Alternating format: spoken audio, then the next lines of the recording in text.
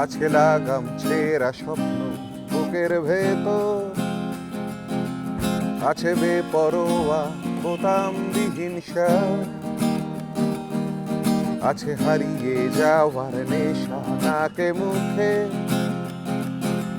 ভুলে গিয়ে রোজকার দোকান বাজার হাট,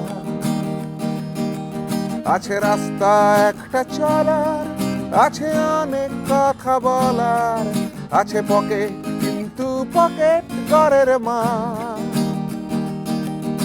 তবু যদি তুমি আসতে চাও, খোলা আছে আমার দুহার, যেন এখানে নেই কোনো হিসেব, শুধু আছে নীল আকাশ।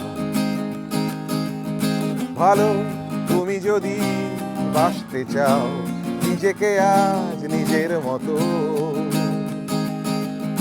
ফেলে রেখে দিয়ে কিছুটা চলে এসো, চলে এসো।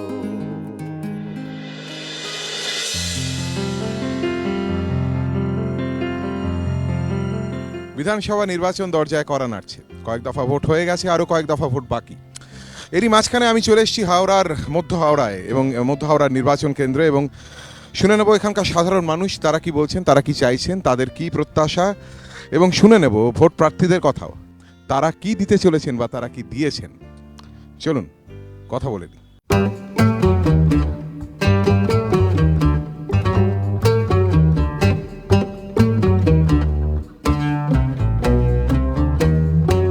দেখতে পাচ্ছি দূরে অনেকগুলো প্ল্যাকার্ড, ভোট এসে গেছে এবং ভোটের জন্য আমরা এখানে সামনাসামনি এখন একটা চায়ের দোকানে। গত 5 বছরে কি কি উন্নয়ন দেখলেন, কি কি ভালো হয়েছে বা কি কি হয়নি বলে আপনার মনে হয়? উন্নয়ন বলতে রাস্তাঘাটের উন্নয়ন হচ্ছে, এইটাই দেখতে পাওয়া যাচ্ছে। আর রাস্তাঘাট যদি বলেন, আমি বেলিলিয়াস রোডে ডেলি যাই, তারপরে ধরুন বেলগেছি, আর ওই রাস্তাগুলো আপনি গিয়ে দেখে আসুন একবার নিজের চোখে, যদি মিথ্যে কথা বলে থাকি যে কি তার মানে আপনি সাইকেল নিয়েও যেতে পারবেন না, আপনার বুকের খাঁচা খুলে যাবে, এরকম দুরবস্থা। উন্নয়ন সেরমভাবে কিছুই চেক করেনি, শুধু কয়েকটা লাইট লেগেছে, কয়েকটা ত্রিফলা লাইট বাদ দিয়ে আর কোনো কিছুই হয়নি। জঞ্জাল পরিষ্কার হচ্ছে, সবই ঠিক আছে। আমাদের এতগুলোর মধ্যে একটা ডাস্টবিনে দেয় না, এই আমরা নিজেরা খরচা করে এটা করে ডাস্টবিনে নোংরা ফেলছি, নিজেরা পয়সা দিয়ে এই নোংরা তোলায়, আমাদের নোংরা তুলে নিয়ে যায় না।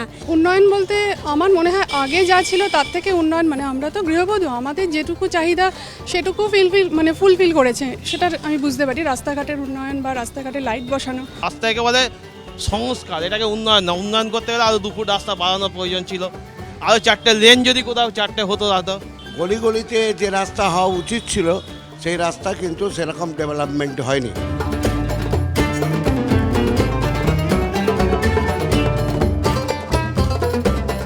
এখানে নিকাশি ব্যবস্থার অবস্থা কিরকম? খুবই খারাপ, একটু বৃষ্টি হলে জল জমে যায়।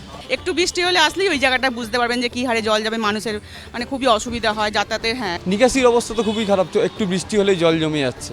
না, এখন আর জমে না, আগে জমতো, এখন উঁচু হয়ে গেছে, জমে না। না না না, জল জমে এখানে জল খুব কম। জল নিকাশি ব্যবস্থা বলতে তো আমরা তো দেখি যে বেলিলিয়াস এই 55তলা রোড, এটা আমরা দীর্ঘদিন থেকে মানে ছোটোবেলা থেকেই যে অবস্থা দেখে এসেছি, এখনও পর্যন্ত সেই অবস্থাই আছে।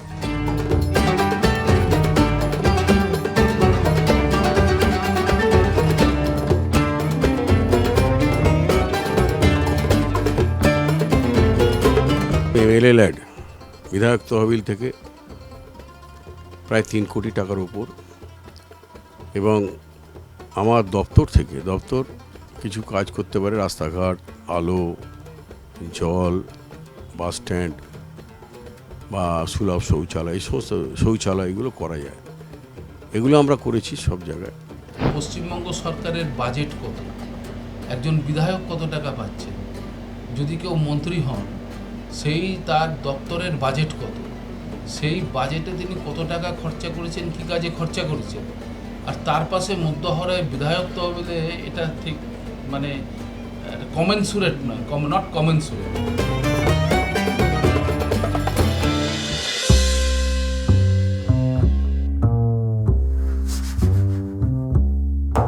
শেফিল্ড অফ দ্য ইস্ট, মধ্য হাওড়াতে রয়েছি আমরা। হাওড়াকে এই নামেই ডাকা হতো চিরকাল, ছোটবেলা থেকে এই নামই শুনেছি, তার কারণ হাওড়া হচ্ছে শিল্পাঞ্চল। যেখানে প্রচুর বড় বড় শিল্প যেমন রয়েছে, তার সাথে সাথে তার অ্যান্সিলারি, যেমন তার সাথে তাকে সাপোর্ট করার জন্য ক্ষুদ্র শিল্প তেমনি একই রকমভাবে গড়ে উঠেছিল। কিন্তু এখন আমি যেখানে দাঁড়িয়ে আছি এই একটা ক্ষুদ্র শিল্পের একটা কারখানাতে, সেই কারখানাটা প্রায় বন্ধই। এখন কোনো কাজ হয় এখানে? এখানে দেখতে পাচ্ছেন তো কোনো মাল নেই, কিচ্ছু নেই, সব বন্ধ। এটা কতদিন ধরে বন্ধ? এটা মোটামুটি 2 বছর হয়ে গেল বন্ধ পড়ে আছে। কেন বন্ধ হয়ে গেল? কেন? কাজকর্ম নেই, কি হবে? আজ পশ্চিমবাংলায় কিছু কাজই ঢুকছে না। এই সরকার আসতে শুধু এই রাস্তাঘাটই দেখতে পাচ্ছি, আর আলোর তলায় আলো লাগিয়েছে, আর কি করেছে? আর তো কিছুই করেনি। এখানে যত কারখানা আছে সবই মোটামুটি বন্ধ। এই ঘটনাটা কি, এই যে হঠাৎ করে বন্ধ হয়ে গেল পুরো, এটা কি গত 5 বছর ধরে হয়েছে নাকি তার আগে থেকেই এটা একটা আঁচ পাচ্ছিলেন? তার আগে বামপন্থী সরকার যখন ছিল ভালোই কাজ হয়েছে, তখন মানে 1.5 রোজ করে কাজ দেওয়া গেছে মানুষকে, এখন 1 রোজ কাজও দেওয়া যাচ্ছে না।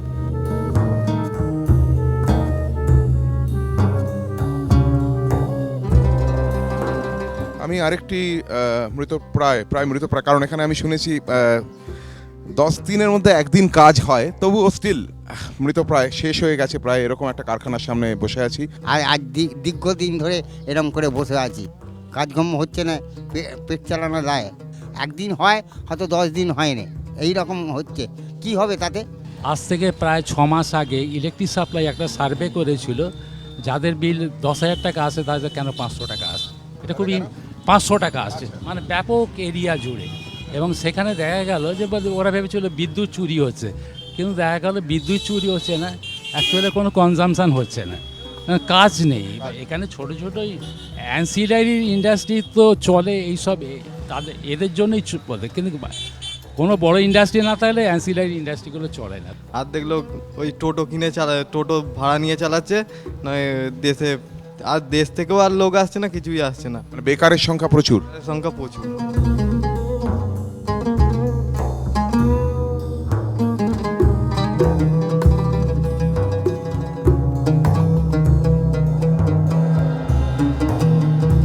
হাওড়া শহর, it was once a Sheffield of India. এই শেফিল্ড অফ ইন্ডিয়া কলকারখানা বন্ধ হয়ে আছে। কয়েক মাস আগে, 8 মাস আগে jute mill, Howrah jute mill বন্ধ হয়েছে, 4,000 শ্রমিক বেকার হয়েছে। তারপরে jute mill, Kanoria jute mill বন্ধ হয়ে আছে। হাওড়ায় ছোট ছোট কারখানা, ঢালাই ঘর, যারা এই অ্যান্সিলারি ফ্যাক্টরি, যারা ছোট ছোট কাজ করে থাকে, এই ডক চক, মিলিং মেশিন, গ্রাইন্ডিং মেশিন এসব ব্যবহার করে, সেই অধিকাংশ কারখানা উঠে গেছে, এখন তারা ধুকছে। তো মুখ্যমন্ত্রী তার সেক্রেটারিয়েট তিনি হাওড়ায় নিয়ে এসেছেন। হাওড়াতে তিনি তো হাওড়া মানুষের অর্থনৈতিক সমস্যার কথাটা বোঝার চেষ্টা করবেন, তিনি তা চেষ্টা করেননি। দেখুন, যে শিল্পগুলো বন্ধ হয়ে গিয়েছিল সবই বামপন্থী আমলে বন্ধ হয়েছে। বামপন্থী সরকার যখন ছিল ভালোই কাজ হয়েছে। 2 বছর হয়ে গেল বন্ধ পড়ে আছে। মানে এই মাস 3-4 হয়ে গেল, এরকম একভাবেই চলে যাচ্ছে। মাস 3-4। লাস্ট যে শিল্প সম্মেলন হয়েছে তাতে খুব সুখবর আমরা যেটুকু জেনেছি, এর সুদূর প্রসারী ফল হবে এটুকু ঠিক। শেফিল্ড মৃত শিল্পনগরীতে পরিণত হয়েছিল, সেটা মুখ্যমন্ত্রী নতুন করে আবার শিল্পনগরী করার যে একটা উদ্যোগ নিয়েছেন, এবং সেটা শহর থেকে একটু গ্রামের দিকে নিয়ে যাওয়ার প্রচেষ্টা হচ্ছে। পেটে ভাত নেই অথচ পাঞ্চি পড়ছে, আমার এই জিনিসটা ভালো লাগে না। এই সময় যখন আমার সঙ্গে করছেন, এই সময় তো আমার এখানে থাকার কথা নয়। কারখানা চালু করে, আর কারখানাতে বাড়িতে আমরা কাজ করে, আমরা বেকার এখন বসে আছি।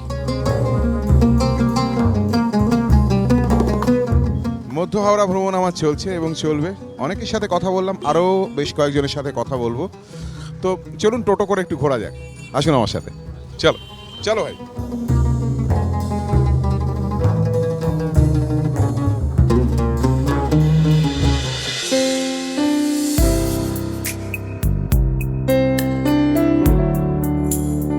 উন্নতি হয়েছে কি হয়নি সে নিয়ে প্রচণ্ড তর্ক চলছে। তর্ক বিতর্কর মধ্যে আমরা একদম মানে মাঝখানে রাস্তাঘাট সমস্ত লোক জড়ো হয়ে গেছে, কি হতে চলেছে জানি না, কিন্তু ভোট আসছে, ভোট সামনে, একদম সরগরম হাওড়া মধ্য হাওড়া। এখানে প্রথমত মহিলাদের নিরাপত্তার বিষয়টা, মানে সন্ধ্যের দিকে মেয়েদের রাস্তাঘাটে বেরোনোর খুব অসুবিধা। না, কোনো নিরাপত্তা নেই। মেয়েদের যেমন হচ্ছে, মেয়েদের উপর অত্যাচার যেমনই হচ্ছে তো কাগজেতে সেটাই খুললে প্রথম পাতাতেই সেটা আমি দেখছি মেয়েদের ওপর অত্যাচার। মহিলাদের জন্য নিরাপত্তা কিছু কমেছে বলে আমার কিছু মনে হচ্ছে না, বরং আমি আমার মেয়েকে নিয়ে রেগুলার রাস্তায় যাতায়াত করি সবসময়, আমার তো মনে হয় না কোনো সমস্যা হয় বলে। আমাদের মেয়েদের নিরাপত্তাটা এখন খুবই কমে গেছে। দেখুন আমার মেয়ে বড় হয়েছে, স্কুলে আনতে যাচ্ছি, মানে আমি এইটুকুনি বাড়িতে, আমার হাজব্যান্ড নেই এখন, অপোজিটে আমি আনতে যাচ্ছি, তো আমাকে বাড়ি ছেড়ে বেরোতে হচ্ছে। তাহলে আমার মেয়ে বাড়ি থেকে, স্কুল থেকে একা একা বাড়ি আসতে পারছে না। আমি কি চাইছি যে আমরা মেয়েরা যাতে নিরাপত্তাটুকু পাই, সেটাই আমরা চাইছি। যে 5 বছরে তো এরকম কিছু বুঝতেই পারলাম না উন্নতির ব্যাপারে। আমার তো দুটো মেয়ে আছে, রাস্তায় ধরুন পড়তে যায়, রাত্রিবেলা ফেরে, কোনো অসুবিধা হয় না। এগুলো তো বুঝতে পারি যে এগুলো হয়েছে। সেরকম কিছু বুঝতে পারছি না, তবে এখন গুন্ডাবাজি আরও মনে হচ্ছে বেড়ে গেছে আগের থেকে। ল অ্যান্ড অর্ডার সিচুয়েশন অনেক কন্ট্রোল, ক্রিমিনালরা নেই প্রায়, চুরি ছিনতাই হয় না, শান্তি প্রতিষ্ঠা হয়েছে, মানুষকে নিরাপত্তা আমরা দিতে সক্ষম হয়েছে। বাঙালি জাতির তো একটা ঐতিহ্য ছিল যে মেয়েদের সম্মান জানানো এবং তাদেরকে সেফটি সিকিউরিটি দেওয়া, সেটা ভুলুণ্ঠিত হলো রাজ্য জুড়ে এই গত 5 বছর।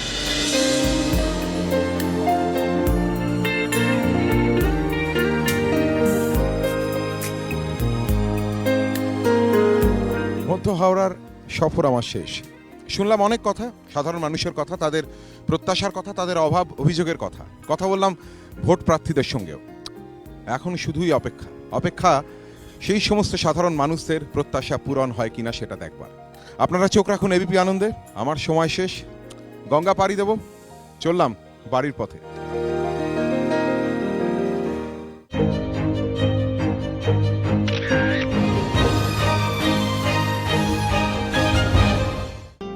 নিবেদন করছে অরিশ শেয়ার প্লাস প্রিমিয়াম, মজবুত চুল তাই মজবুত confidence. Dolphin school of hotel management course থেকে শুরু করে বিদেশে চাকরির সেরা ঠিকানা। ডালমিয়া সিমেন্ট, সম্পর্ক গড়ে দেশ গড়ে। ডিউলেক্স ওয়েদার শিল্ড, দূর থেকে সুন্দর, কাছ থেকে সলিড। পার্টনার বাই দর্শন ব্ল্যাকস্টোন আগরবাতি, সুগন্ধের শেষ কথা।